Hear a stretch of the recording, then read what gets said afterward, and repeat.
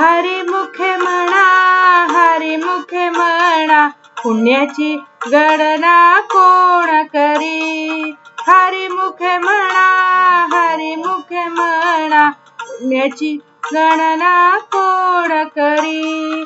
नित्य नेम नामी ते प्राणी दुर्लभ, लक्ष्मी वल्लभ तया जवळी. नारायण हरी, नारायण हरी, भक्ती मुक्तीचारी घरी त्यांच्या. हरिविण जन्म नरकाची पैजाणा, यमाचा पाहुणा प्राणी होय.